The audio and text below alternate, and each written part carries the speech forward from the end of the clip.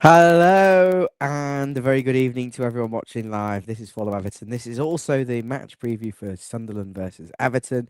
The Toffees on Monday night will go to the Stadium of Light for the first time in several years to face a Sunderland side who've been buoyed by several wins this season and a fourth in the table.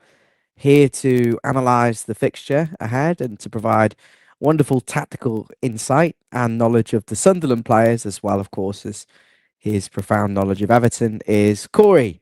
Right, Corey, mate. good evening. Good evening. How we doing, mate? I'm okay. There's quite a bit to talk about.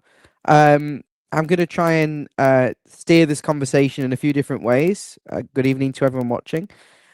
First of all, just want to talk a little bit about Everton. I can't help but feel disheartened with results this season, languishing in the lower bottom half of the Premier League table now. And I feel like a few tactical things have completely gone out the window, Corey. The press, the ability to win the ball back out the pitch, and the system that David Moyes is playing, where the wingers, Iliman Ndiaye and Jack Grealish, play very, very wide to compensate for the fact that if they tucked in, I'll just continue that point. They play very wide. Fullbacks don't bomb on beyond them or support them. And the midfield 2/3 are not creative. And I think what that happens is it leaves the striker isolated, because what we saw last season was an Everton side which, why have you got your fireworks, guys? It's not bonfire night. There's fireworks going on outside. There's whoever plays it from for Everton has a problem. They're very isolated. The wingers are very wide. The midfielders don't get near into the box because Dewsbury Hall drops deep. So, Corey, please, can you touch on this? Is this something you've noticed? Yes. To be honest, I think it was a while ago, fairly on in the season. I think even when we were doing quite well, we mentioned that at some points we want to see Dewsbury Hall drop deeper. We said when he first joined, and he said himself, he's a number 8, not a number 10. And it is a case of getting them players in. Beto is isolated. We said a while ago, and it's still the case now, and that's what's most frustrating, is players like Alcaraz, even Grealish, if he plays in that position in the number 10 role, are the ones who get close to Beto. They need someone who's there. His touch isn't great, but he can win balls. So if you're there to win the second ball and keep the ball, we then retain that possession. We can then attack, and we need to play the ball in front of him. We just need players who are going to play in that right position. Playing Dewsbury Hall as the number 10 is not the correct idea. I can understand it against Man City. I can understand it against Liverpool, Chelsea as well. Teams who are going to have a lot more of the ball. I understand that you have Dewsbury Hall there as a number 10, but he's going to do a lot more defensive work than Charlie Alcaraz would, or at least be more competent at it. But he just keeps persevering with that. And for me, we'll probably touch on it, but for me, it's with the position in the table is not the massive issue, neither is the points haul. It is the fact that it's the same thing we're seeing for the past few months. In game, most of us can see it in the stand. We're all screaming out for changes at certain times, for them to change the team, change the tactics, position players, whatever, and he's just sticking with it. But it's Moyes. We've got this kind of these rose-tinted glasses towards him for when he come in, because he was massively better than Dyche and he let us enjoy last season. But we should have already tempered our expectations in terms of this, because this is exactly the kind of manager he was. This is the kind of manager he was 15, 20 years ago. Yeah, I'm actually seeing that now. I'm seeing shades of David Moyes Mark 1, and there is a lot of nostalgia towards that. Don't get me wrong, I'm 31, nearly 32 years of age, and they are the kind of the happy times. But the negative side of David Moyes was that the strikers don't score. They used to go on long runs. I remember Yakubu for an extended period couldn't score goals. I also remember Andy Johnson faded after one decent season. Louis Sahar and Tim Cahill both went on 20+ ungoal. It's not a word, ungoal. You know exactly what I'm trying to say. Runs without scoring. Dennis Strakwalerzi, we never had a good striker. And I wonder now, with what I'm saying now, whether this is also down to the fact the striker is so isolated. The lack of players getting in the box is a real issue. Now, look at the goals we have scored this season. They come when we've got loads of players in the opposition box. We're occupying lots of defenders to make it easier. When it's one striker and maybe one other player, it's very easy to defend against. You're asking far too much of them. You're playing players Better wants to run in behind and be slipped in, but his link-up player, Carlos Alcaraz, is no longer playing. Barry is clearly more of a player that will drift and run the channels and touch and try and link up play. And I don't think he's the classic number 9. Backs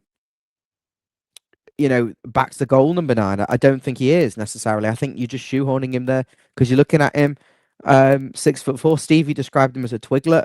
He's got a bit of bulking up to do, but for me, the tactics, and also, sorry, just on David Moyes, the strikers on long barren runs, not laying a glove on any team remotely away from home who are half decent, your Man Cities, Liverpools, and all of them. You're writing those games off.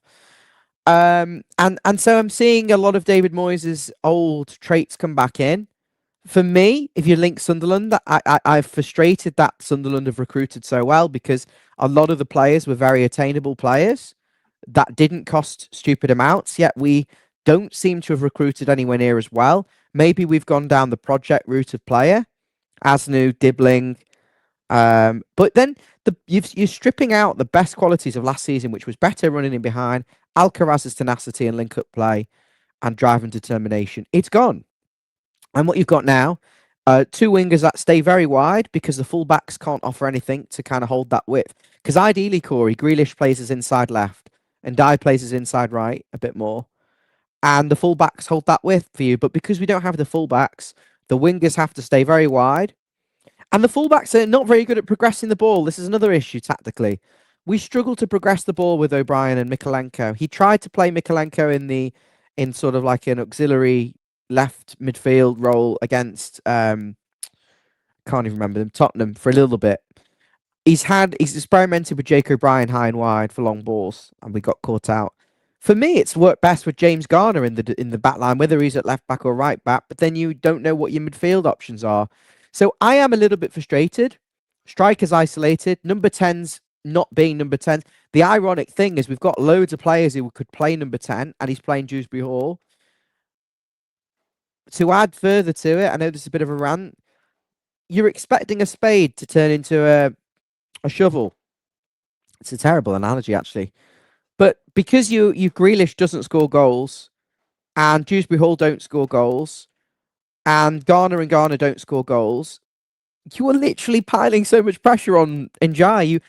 You sign players with no historical record of scoring double figures, or even Dewsbury Hall scoring more than 5 a season, and you're asking them to create and make loads of goals for us, and we haven't got a prolific striker. So tactically, Everton to me seem like an absolute mess, and we're not doing the basics like pressing high, winning the ball back. Players like Garner and Tarkowski are getting exposed.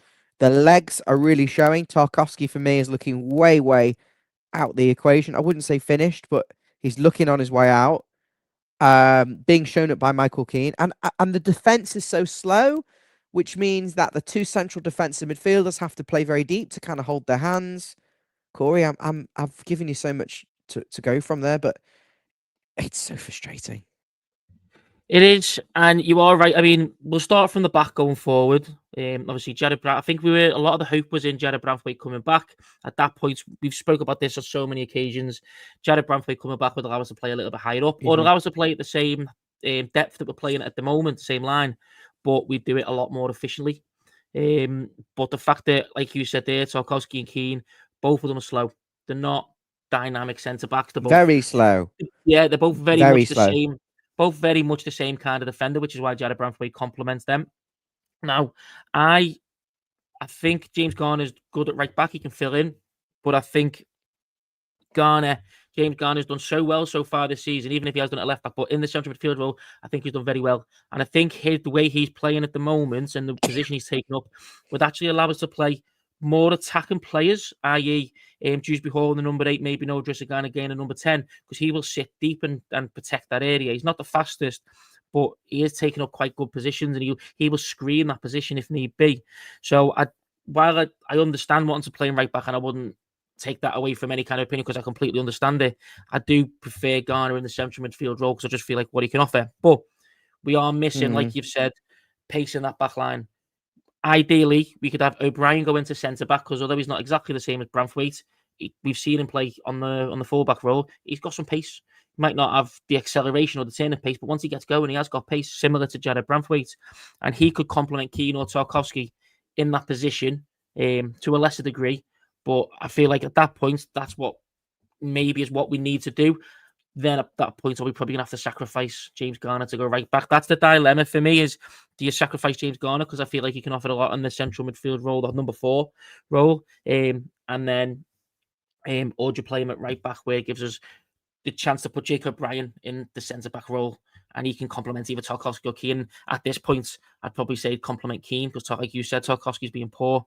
The only thing he's got going for him is the fact, obviously, he's the captain, he's the club leader kind of thing. And then I moving don't into mind him. I don't mind him when you're playing a counter attack away from home, for example. But when you're playing a very high line like Everton have to do at Bramley-Moore to squeeze the yeah, pitch because we haven't got the legs to do it, or the midfield technical players, or the fullbacks to carry the ball. I mean, I've just named 3 reasons why you have to kind of play high line and squeeze. But then we don't press as a team. And I know you want to talk about midfield there. It'd be important, I think, to talk about Idrissa Gana Gueye, because for me, he's had a bad season. I can't recall one good game. And I think there needs to be some sort of questions asked there about what we're doing, certainly in those home games where we need to open up teams and we need speed and pace to recover the ball.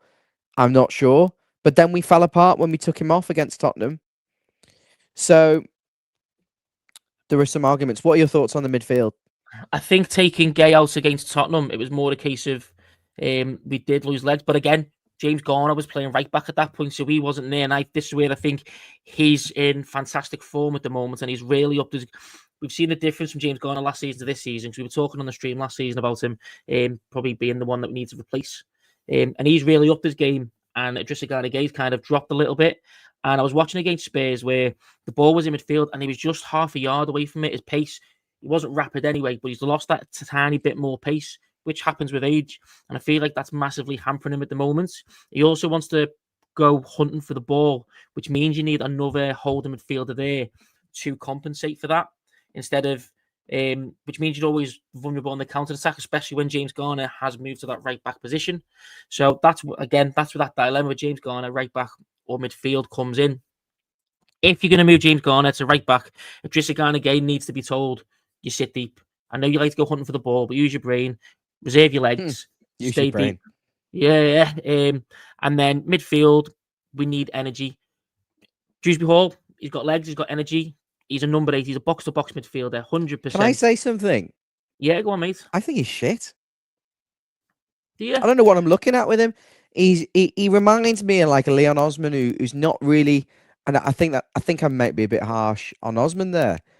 He's very one-footed, Dewsbury Hall. He's got no right foot. So what I'm Yeah. looking at is a smaller, more light version of McNeil, who's just as slow and is one-footed and can't shoot and doesn't seem to do anything. I don't know what he's there for. People are going to really disagree with me here. I know when he drifts to the left and he's got the nice link up on the left, and I think that really suits him. But he's not a number 10 in an Everton team. In a number 10 in an Everton team, you need to be a ball carrier. You need to be able to score goals. You need to be able to pass the ball well with both feet and split the defence and beat people. I'm not looking at anything other than a very, very neat and tidy player who's very nimble. But then I look at someone like Dwight McNeil and think he's just as one-footed, but Dwight McNeil's will get you 7, 8 goals a season from outside the box. Whereas Dewsbury Hall has got 1 in 9. See, the He's thing not is, a I goal think threat, is he really? difference is, I think McNeil's more of a number 10 than Dewsbury Hall is. And I I haven't do forgotten think the Brighton goal or I whatever do it think was. Dewsbury Hall puts more of effort in. I do think he's got. I don't think he's completely one-footed, but I know what you mean. He's very predominantly left-footed, but I would say he's much more two-footed than McNeil is. McNeil literally is missing, well, not literally, but very much is missing that right leg. Like if he could hop around the pitch, he would. Yeah. Hi, Mike. So, and I do think he can play the number 10 role a little bit. He can. He does make, when you watch him, he does make decent passes, but the positions that he takes up are not that of a number 10. He said No. himself, he's a number 8. If we've got He's the being ball, hung out to dry, and that's why I'm being critical, because he doesn't look like he suits that role. Whereas Alcaraz looks like he really is tenacious and aggressive and really wants to win the ball back and turn over and slip in Beto. And I think when exactly. you've got 3 blunt players in there, who all don't really do anything in the final third. I'm very being black and white and surmising there. But when your wingers are very wide and your midfield three are kind of just all about retain and your fullbacks don't do anything and your centre backs are slow and sluggish, it doesn't work. There's nothing about this team that screams to me that we're going to do anything this season unless we go and absolutely shake this up by, for me, it's press high, press aggressive, squeeze up the pitch as a team, go very tight on opposition team. When we do this kind of half-assed press, where they just knock it around you and get into midfield, and listen, we don't concede a lot of goals, but we concede quite a few. We're not that good defensively, and we're not very good going forward. Jack Grealish is isolated on the left. I want to see him I want to see him, Corey. We're talking about midfield at the moment.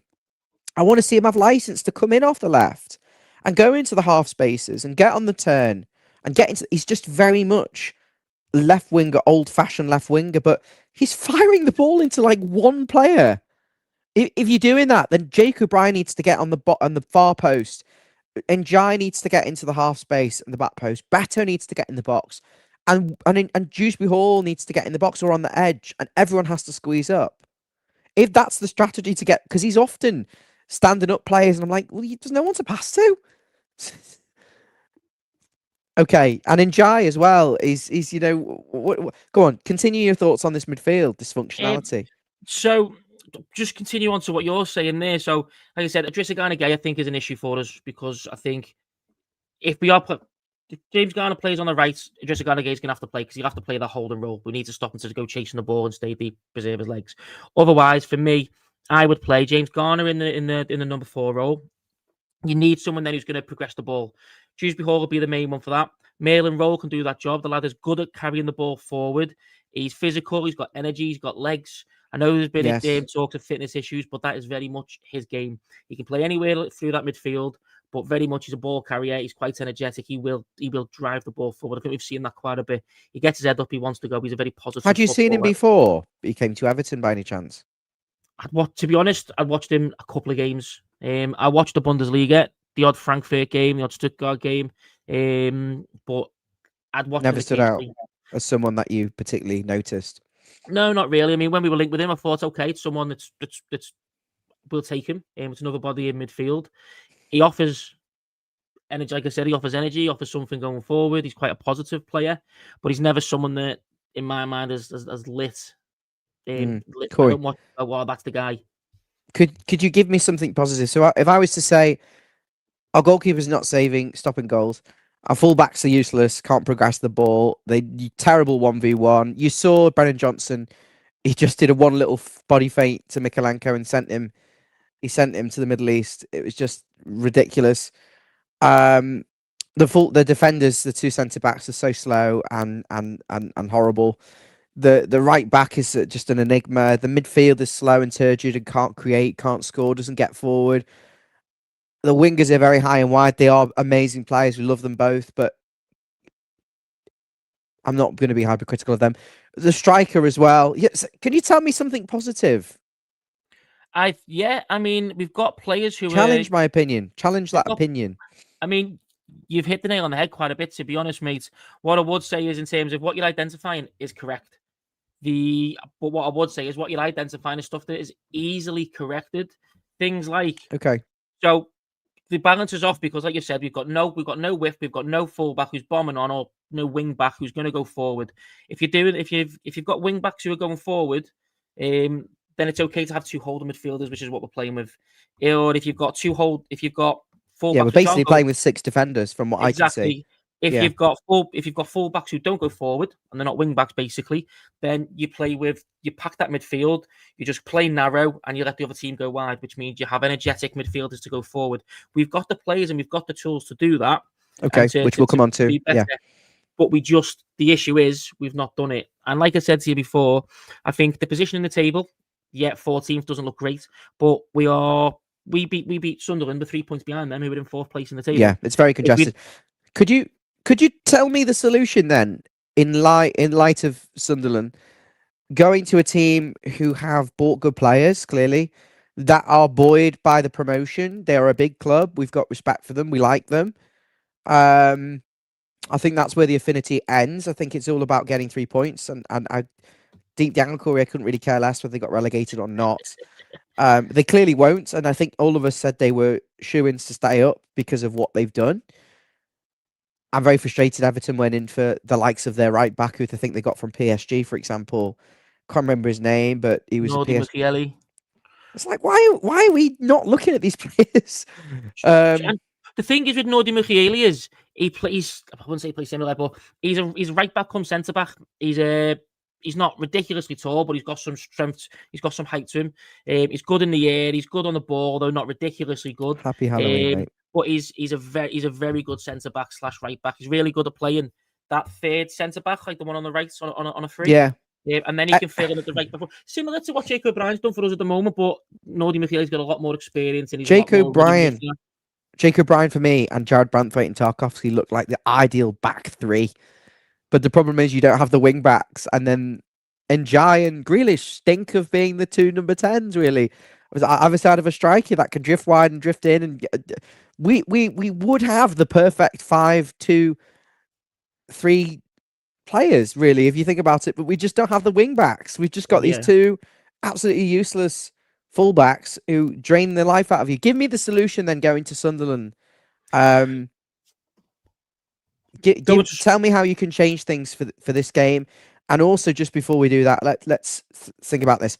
Monday night, away from home in the Northeast, this is going to be really difficult. For any team at home, away from home on a Monday night, under the lights, a team full of form, the type of game Everton can just go and stifle and win. I've seen them do this in the past. I'll tell you tactically how I think we could do that and what we need to do. But Corey, give me the solutions on the pitch, if there are any. Yeah, of course. So, like I said, I drop a Drizzagana again. I bring Dewsbury Hall back. We've been saying this for a long while. I think you put Alcaraz in that number 10 role. And that's what I do. And you do what Sunderland do. Sunderland do what we thought we were going to be doing under Moyes this season with a better team, which is you play a mid-block, which is perfect for us. Even with the slower players, you're not playing a high line. You're not going to get beat over the top. You still compact a bit of space and you press as soon as that ball comes in your half. Let them have the ball. As soon as it hits the centre circle, your half, that's when you press. You're halfway up the pitch. You're not exposing yourself. We're protecting the slow defenders. We let them play wide and cross the ball into the box and our bigger players head it away. That's what we should do. That's what we should have done all season and just basically come on from last season and just then relied a little bit more on the progressive nature of Dewsbury Hall, of Alcaraz, Grealish, to get you them extra couple of goals. That's what the difference should have been. And that's what Sunderland have done so well this season. And that's what they've done. They've bought well, but it's because they've bought players that fit their system. And Regis Labrie has literally gone, I'm going to buy, I want these players specifically, these attributes. It's going to work specifically for what we want. Xhaka, oh my God, what's his name in the central midfield who's playing because of Habib Diarra? Sibelius? No, not Sibili. Tziki, something like that anyway. He's come in, he's covering for Habib Diarra, who would have done an even better job. They've got energy. They boss that central midfield. They don't let you get through them. They force teams wide, and they've got big lads who aren't necessarily fantastic defenders, but they force you wide, force you to try and cross the ball in, and they just defend that. And then they'll catch you on the counter-attack with pacey wingers, which we didn't buy. Very, very good analysis, Corey, as always. Tell me a little bit about why Everton's press has dropped. And tell me what's happened to Everton's counter-attack, which almost seems non-existent in any games.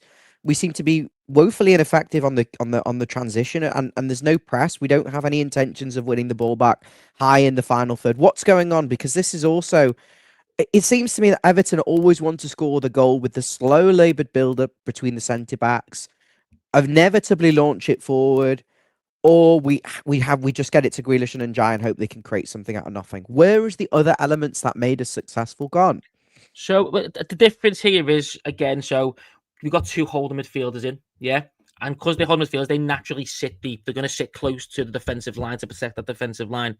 There's no one, when the ball goes to Beto, when the ball goes to Njai or Grealish, there's no one around them to support. So what happens then is teams get back into shape.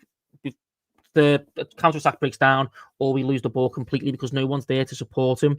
Hence why if you push Dewsbury Hall into the number 8 role, had someone like Alcaraz at number 10 or Grealish 10, someone wide left or right, whatever, you have that extra, you're pushing.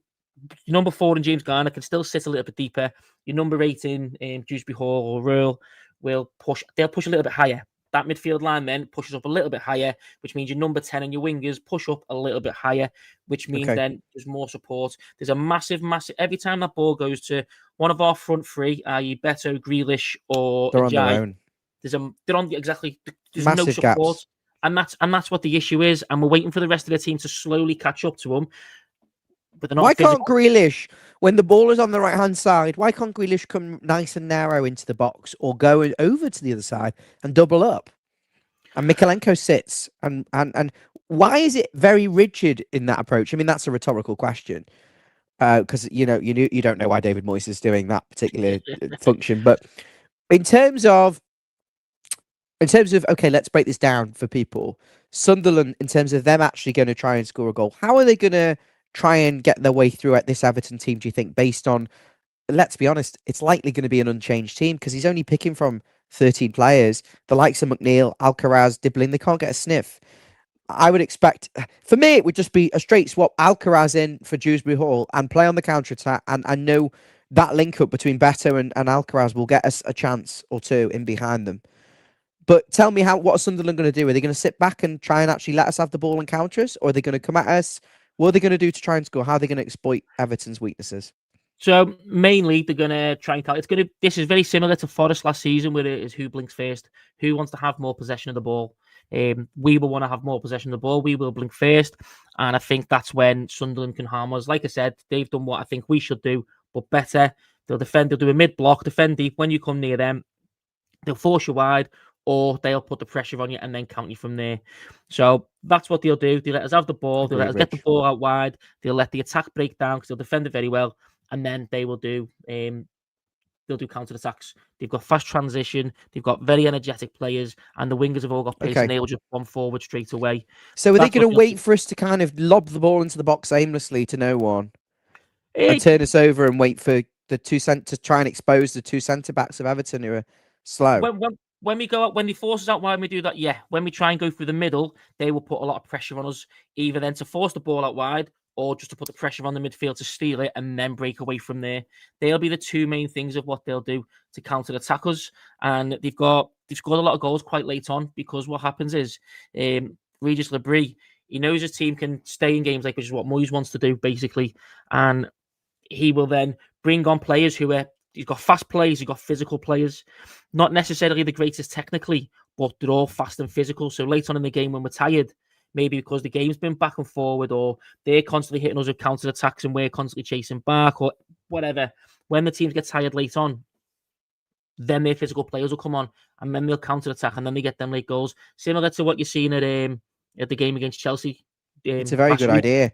Bring So players on late with pace against tired legs, and it makes sense. And use your substitutions. For me, there are some arguments here. Just in talking out loud. McNeil on the right, cutting inside on his left foot. Alcaraz in the 10. I was just speaking out loud. Grealish in the 10 and Njai on the left to create some sort of into overloads there, and then maybe have like someone off the right who's not really playing on the right who comes in like Alcaraz or McNeil to get on the end of it. And that would be what I would do. I would change it. I don't think David Moyes can still fiddle around with this. Merlin Roll as well. Dewsbury Hall, you can't really leave him out. I know I was critical before, but I think that is just probably a systematic issue of what David Moyes is trying to do more than an individual talent problem. What are Sunderland's weaknesses, and what players there, based on what I've said, would give us the best chance at exposing them? So playing them at their own game is probably their biggest weakness. So, like I said, they like to catch you in transition. If you can catch them, so let's say they counter you, getting the ball back, catching them in transition is probably the main thing. They have got an energetic midfield, but if you catch them when they're stretched, Mukiele and Alderete, the centre backs basically they've got good physicality to them, but if you can stretch them, which the defenders will be happily do that on a counter attack, if you can then counter the counter, essentially, you can get a lot of space there. Do you want to draw Sunderland out then and try and get in behind them and have them running towards their own goal? Possibly. I think that's the best way to do it because, like I said, they can play a back five, they'll play deep, they'll force it out wide. or they'll wait to the mid block and catch it from there.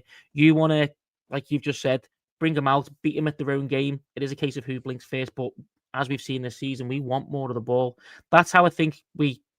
That's how I think we can beat We're them. obsessed with possession, though. This is the problem I've got.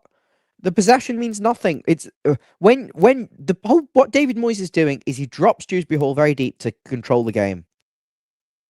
Yeah, It leaves no one up front. That is the bottom line. So the wingers have to go narrow and the fullbacks have to go high. You've got two defensive midfielders who sit. You don't need six defenders.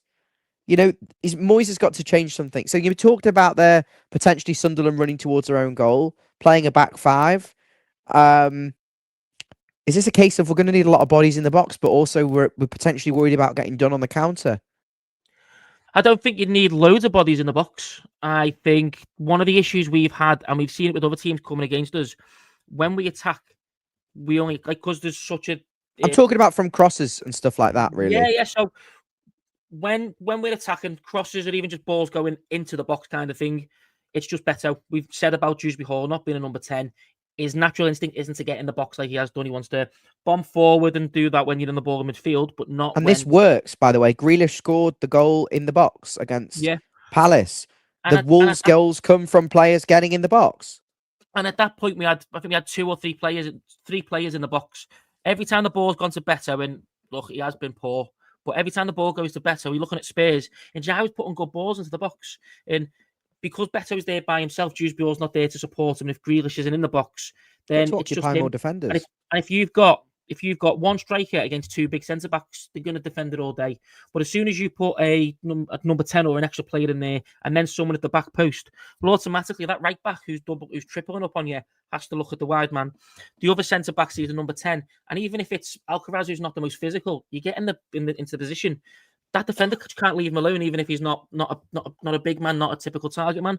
So then that leaves your striker not with two players watching him, one, maybe one and a half, and you've got that extra advantage. We've seen it with the one early doors when Grealish did get in the box. Dewsbury Hall got forward. There was three of them in the box when Njai put that ball into the box, and it defenders were too busy trying to focus between sitting sixes and sevens, wondering who do I pick up. They've got that extra man to think about. The marginal gains, the ball, Beto should do better, but it lands with Grealish, and he should really put that away. What about, he should. What about strikers being between the two centre-backs rather than staying on one of them, if that makes sense? Because I know the whole, occupy defender. No, get away from him. Go between them. Confuse them, because they don't know who's picking you up then, and that may be...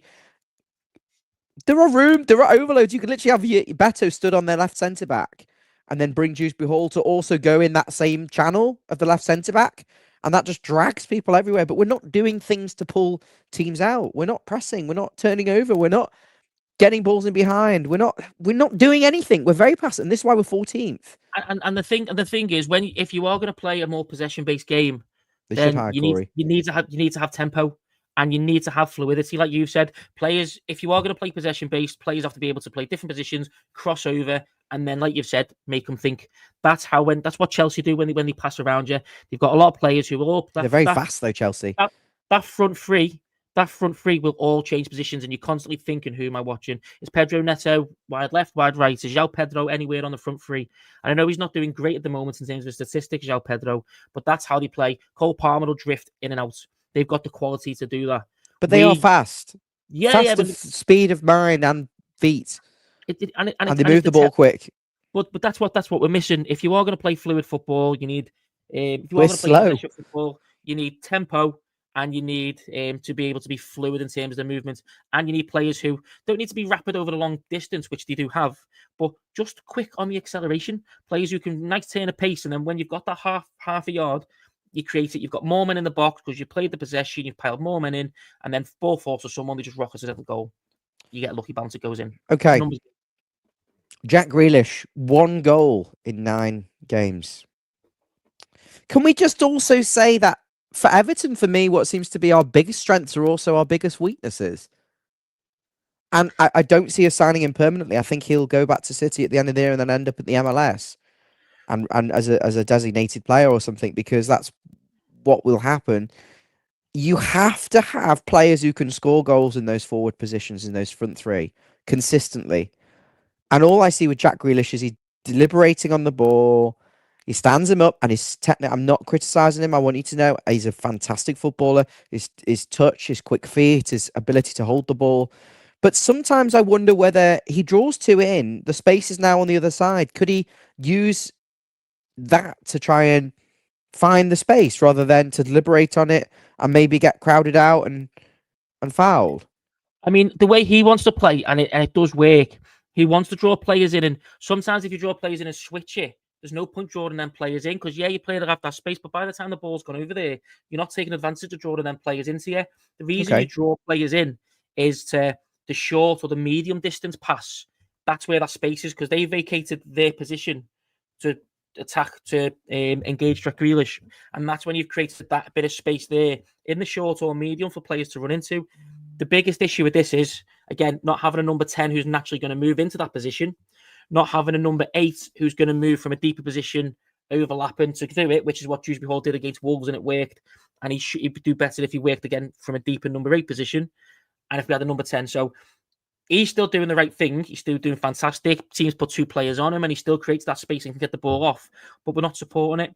I think this is what Moyes has tried to do with Mikalenko, and I just don't think it's working. Is instead of him doing overlapping runs, he's doing underlapping runs, and at times, Yeah. obviously, we've seen it against Spurs where he was the most fit, he was the furthest man forward. Grealish was stretching the play, inviting 2 players onto him, and then the whole point I think for Moyes is that he's doing that to allow that much space. But again, with no one running into it, he's asked Mikalenko to bomb on the underlap into that space, but no one's Doing the passing to Baines. Mikalenko because he's not got no technical ability. Yeah. So, and It's sad I seen that it again. really. Done the same against Palace. The amount of times at Palace where he was like a left attacking midfield position, Mikalenko, and he was the furthest man forward while Grealish was wide. But we weren't doing anything with it because again, if you slip that ball to Mikalenko, What's the he's advantage of doing it that way rather than the other way? Is it maybe because Mikalenko's in a better position to defend if the ball is lost rather than him go wide and Grealish cuts in? I think it's more that it's more a case of wanting to create that space, but we've not got the players. I.e., if Dewsbury Hall's in some sort of area, we've not got because Gay and Garner both want to, and neither of them are left-footed. They both want to sit deep, the holding midfielders. Then Mikalenko naturally is going to be the next choice to drive forward, and he's left-footed to put the ball in if need be. But again, I'm he's getting in that position, but we're not utilising him, and I just don't think it works anyway. When the easiest solution would be put Dewsbury Hall deeper, put a number 10 there, and they will naturally take up them positions. okay. Dewsbury deeper, Alcaraz in. Then your defenders have to defend. Your back four has to be better. They shite. The 6 of them defending and they concede too many goals, plus the goalie. So it's laughable. They've got to do better. Jacob Ryan, Tarkovsky, they've got to do much better, or they need serious questions need to be asked. Coleman will need to get brought in. I don't see what the point in giving players a contract if they're not available to play. So you have to start asking who's going to come in.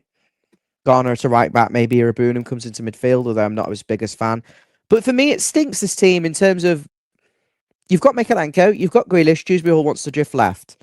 Why can't the 3 of them play triangles, old school style? And then what you need is Beto in the box, and you need maybe someone off the right to come into the box as well. And one of the 2 holding midfielders, whether that's Merlin Roll, Irabunum, or James Garner, to go in as the late 3rd man for the cross or on the edge of the box to shoot. For me, that makes sense. And I don't know why we're not trying to kind of work these little triangles, pull players out with the movement, and then get the ball in and have players in the box ready, while still giving you the stability of Jake O'Brien, Tarkovsky, Keane, and Garner Gay, the 4 snails. Although O'Brien's not quite a snail, but he might as No, well be at this point. he's decent when he gets going. I think it's a case of he's wanting to do something with it, but it's Moyes saying he's trying to be a bit more attacking, but having more of the ball, I guess, more We badly need progressive, more Branthwaite. stuff like that. But in terms of his team selection, it isn't allowing for that because the players that he's picking aren't working within that, and that's where we said the Sunderland have done so well because Yeah. They bought some fantastic players. Habib Diarra, although he's been injured, Sabili on the right wing hasn't been amazing. He's one Is for the Moyes' future. job at risk, Corey? No. I mean, look again. The table looks bad, but in 14th, with about I think we're still 5-6 points away from. But From the relegation performances zone. aren't good, and we can't defend and can't score. No, but again, if you so there's a couple of ways to look at it. You look at the table, it doesn't look great, but then also if we'd have beat West Ham and we'd have beat Villa, we'd have been level on points with Liverpool. We'd have been in the top 7. If we win on Monday, we go 3 points behind fourth place Sunderland. Now they'll drop down, but that's how tight it is. The only team that seems to be pulling away is Arsenal northwards and the bottom 3 southwards. There's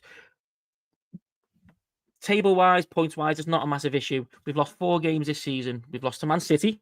We've lost to Liverpool. We've lost to Spurs, which I'd say we were the better side, but I've never seen a more Everton versus Spurs game where we're better than the catches on counters and set pieces. And we've also we lost to Leeds day 1 of the season, Monday night under the lights. Everyone, Sky. Do we need to? I was there. To win. I was there. Don't remind me. I've not been. I did go to the Crystal Palace win, but apart from that, every single other match we lost or drew. I was at Wolves away, the Cup one, and I was at Leeds away, and fuck my life. I've had Mansfield and Palace not covered in. Can you? I know. Could we do a Tottenham to Sunderland? Yeah, I think we I could. don't enjoy it, but I understand why you do it. I don't think we will, but I think we could. Does that make sense? Should we be using our experience in the league to be the shit house to piss them off and get their fans on their back and be horrible? I don't think that would happen. I think there's Regis Lebree and Sunderland massively overperformed. They don't do what Everton did and just let them take 20 minutes for every throw-in, free kick, corner, let them fake injure. Everton are embarrassing, to be honest with you, and I'm angry with them. I'm sure that comes across in this. I mean, where Spurs would get away with that, especially with Pawson. Everton, if it was the other way around, Everton would have never gotten away with that. So again, it's a case of. But even the captain doesn't say anything, or the manager. They just were so passive the whole season. Okay, so he's not at risk of his job, but who would you have?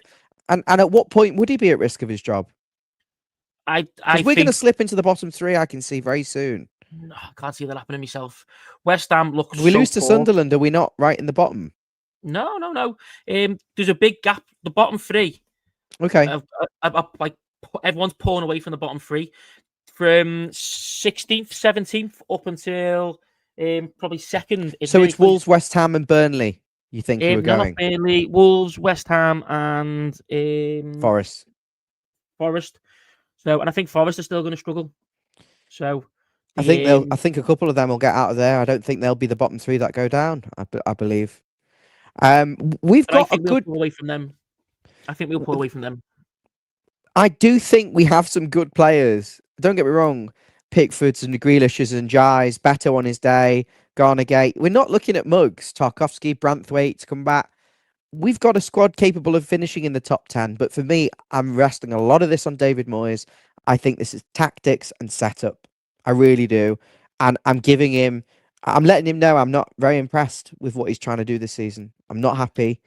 And even the win we got at Brighton was a fluke. The Crystal Palace one was a fluke. We were battered. We should have been 3-0 down. We were absolutely terrible. And I want to see more. Is there anything on that note then, Corey, that you took from David Moyes' words today? I'll be honest, I haven't actually seen it. Never fucking admit on the stream that you haven't seen it. I usually watch it at work, but I've had such a busy day I didn't get a chance to. It was a load of waffle. It was just a load of waffle. Okay, you're not seeing it. We don't need to talk. Sorry, make something up next time. I could tell you more without watching it than I'd get from watching it.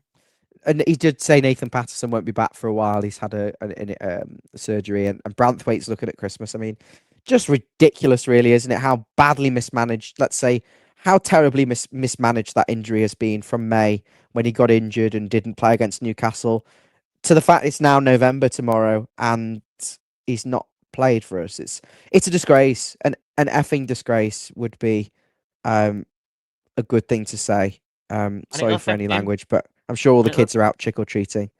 And it'll affect him because it's a World Cup year. Like, he wants to play, you know what I mean?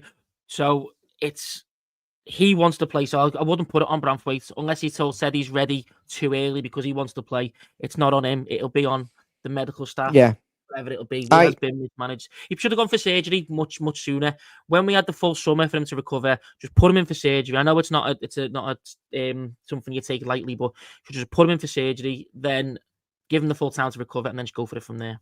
But again, we're Chris, not the medical team, so we don't know what has and hasn't shown okay on scans and then later on. But I agree with okay, you. I know. We just look at it black and white. We're very reactionary and emotional. My job is just to get good answers from you, Corey, really, and to provoke you. Um, I hope I give them. Chris, Chris has just said about the shithousery, but I also think it can work when you're not winning because it can frustrate and annoy teams into making bad decisions and rash behaviours and switching off. And I think that can work if one team stays very focused and the other is blatantly trying to destroy your mindset and quieten the crowd. So, And I think it helps with, especially at home, where we know that one of the main things that could get Goodison Park going was the crowd being angry. At Palace, we noticed it with Yeremy Pino being a little nugget, but we're not provoking aggressive fans. anymore, are we? No, we're not. We're And not. We don't get a tackle in because the pitches look so big and the midfield can't move and the defense is so slow. So this is what I thought against Tottenham. I was like watching it, pulling my hair out, going. I think it came on a bit of the post match. I was like, why are we stood off them? Why aren't we getting a tackle in? Why aren't we aggressive? Why are we letting them get corners? Why aren't we getting our foot in earlier, higher up the pitch, instead of allowing them time after time to get these corners and being weak as piss? And that is what made me angry, Corey, after that Tottenham match. And the Man City game leaving the one player, look at the stats, 11 goals for Haaland, one for every other player who's scored. We left Haaland twice. We literally had our centre-back running away from him for the first goal. And for the second goal, allowing him to peel off. I've got really bad questions about this, and but at the same time, Corey, I'm going to go against everything I've said. I've got faith in David Moyes to do something against Sunderland, and I think we'll win 1-0. And I think it'll be a classic Everton away performance where we will just do something and then shut up shop and make it horrible for them. So I'm going with a 1-0, Corey. Before we wrap this up, is there anything else you'd like to say? And would you like to give us your prediction as well? yeah, so what I will say is, it's not time to press the panic button. Everything's close. Crystal Palace, who were the most informed team a couple of weeks ago, we can get, I think, within 1 point of them if we win on Monday and they don't win. So that's We how could close slip further if the weekend we is could. bad, though. But that's how close the table is. Is that you're Okay. you're 1 game away from winning the league, and you're 1 game away from tragedy at this moment in time. The Even if we issue, were 1 game away from winning the league, we'd still lose it. if we'd sealed it up, we'd still find a way to do another points deduction. So it's 800k the issue isn't or 2 the million, I issue is think it was. the issue isn't the performances. The issue isn't where we are in the table. Again, we've lost to 3 teams who are playing in Europe, and another team which it was written in the stars. Everyone wants it. It was basically they were crying it in for Leeds to beat us. So they're not 4 games, 4 losses. We'd have thought we've dropped points there. It's a couple of draws where we've dropped points. That's the difference. Is literally 1 or 2 The Villa draws. game and the West Yeah, Ham game were and ridiculous. if it wasn't as Terrible frustrating as it was results. in terms of not making the changes, then the results that we've had so far, and especially we've got a lot of teams which Corey, haven't been massive. So it's the frustration of the I know tactics you're of the being in-game positive, yeah. but we've got 1 goal between the 2 centre forwards. We leak goals for fun. We're out the cup of the 3rd round. It's not been a great start, has it? It's not The been a great preseason start. was shit, and this was shit. So I think we also need to say a spade is a spade. But what you're saying is you can't write the season off because it's so tight. There's so much time to go, and we've got January to look forward to with when Iliman and Jai goes to African Cup of Nations. Yes, that's my concern, and we need to get Diblin in and up to speed before he goes. They're saying That's he's pony in training. Is that what they're saying? Should have got for Tau. I was saying this. I like Diblin. I think he's gonna have a lot of resale value if he pulls his finger out his ass. So I was just waiting. But I think Abdul Fattah at Leicester would have been the better one. He would have been cheaper. He's faster. He scores wonder goals. He would have been brilliant on that right hand side and would have allowed us to play in Jai I'm not elsewhere. convinced the centre forwards are the issue, Dave. I'm very, very convinced that when you have one player marked by 3 or 4 every match, always playing with their back to goal, nowhere near the goal to get a chance to score. And Beto did have 2 chances to score. The Tottenham one, the overhead kick. It was a wonderful save from Baccario, and the header, which led to a goal against Crystal Palace. So for me, I'm still edged to go with Beto on the nuisance factor, but I liked Barry's cameo against He's Beto's getting in Spurs. positions. And when it comes to December, there will be a case we will be chopping and changing quite a lot. It's just swapping think an apple for an orange, isn't it? You want a the piece of fruit. They both do the same thing. the Nice and issue is, sweet, but they're not chocolate, are they? They're not in that my mind, tasty. there's small tweaks that can be made. The issue is the frustration in that I think we can see it, and Moyes isn't making the changes. He's persevering with the same thing. Okay, I've got one And more question for you, Corey, before you go. go on. Barry, you watched him, you scouted him, you did a show on him, you asked to sign him, we signed him. How do we get this guy to get going? I know we've been really critical of the tactics rather than personnel today. Apart from the lack of pace and stuff, we've gone in on them for the lack of pace. But it's like bullying you for having brown eyes. You can't change it. You are what you are. You can't be faster. Tell me, what we need to do with Barry and how did he become effective in Spain? Become effective in Spain by dropping into the channels, bringing other players into play. He'd peel out wide. He wouldn't exactly play on the shoulder. He'd work the channels like Beto does, but not necessarily running onto balls. He would drift out wide. He'd hold the ball up. He'd bring players into play. He'd bring them out wide and bring players into play centrally. And then when the play shifts elsewhere, he would then make his move into the box. That's the main thing. A couple of headers, but his main thing is his ability on the ball. So I personally will play him again. What's that? Sorry. What's his technical and finishing ability like? It needs work. It needs work. He's better than Beto. So we said this during the when we were talking about him. He takes similar positions to Beto, but he's a different player. Corey, can you answer this question? How many shots on target has Barry had this season? I don't think he's had one. But again, can you actually be serious?